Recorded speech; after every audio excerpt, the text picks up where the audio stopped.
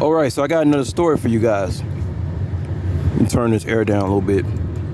So I am staying away from so many people. Now I had a situation. I drop off an order. Black guy comes out, and it said to call a number on my phone. But thing is, when you're doing these gig rides, if it's telling you to call somebody's number,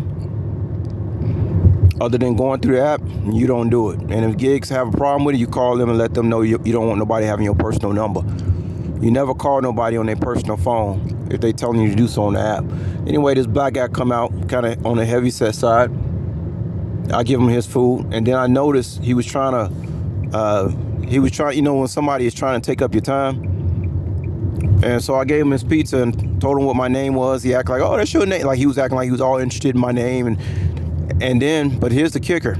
I drove off and I stopped in the middle of the parking lot because I have to load a video up.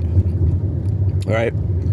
I stopped in the middle of the parking lot. And next thing I know, this same guy is walking up behind me. Wait a minute, ain't you supposed to be in your apartment eating your pizza? What are you doing walking up on me? Then he starts talking about Hebrewism and asked me something about my religion. Here we go again, y'all, with some black stranger person walking up on me and trying to dialogue with me about religion. Long story short, I told this guy that, well, it's no more time for teaching, it's judgment. They already knew he had ulterior motives. And then he wouldn't let me go. And then I noticed, this is how you know when somebody's full of BS. You taking up my time, but you're not letting me talk. You're not letting me talk and say what I gotta say, but you taking up my time. That's when you cut the conversation off and go, because they have an agenda. But as I let him go and said I'm out of here, I noticed every time I tried to talk, he tried to have his attention towards something else, and he ain't got his phone in his hand towards his face.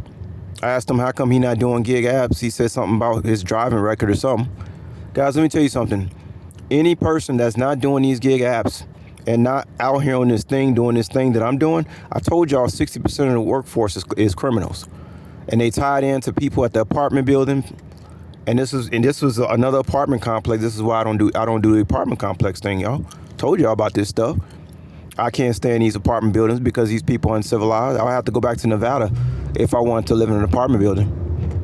But as I'm driving off, he starts talking to me again about something about Ishmael is Muslim or something. This man is talking to me. He keeps talking to y'all as I'm driving out. Now keep in mind, when I was talking to him, trying to talk to him in his face, he kept acting like his attention was looking towards somewhere else. But then when I drove off, he starts talking to me again. Yeah, and Ishmael and Allah. Like, wait a minute. What are you doing, man? What, you acting like you ain't listening to me. Then I drive off, you're still talking. Guys, I pray to God every day I don't have to put one of these people 6 feet deep. Because see, where you at, where I am spiritually, I don't have no time. This is why I don't stay in apartment buildings, y'all.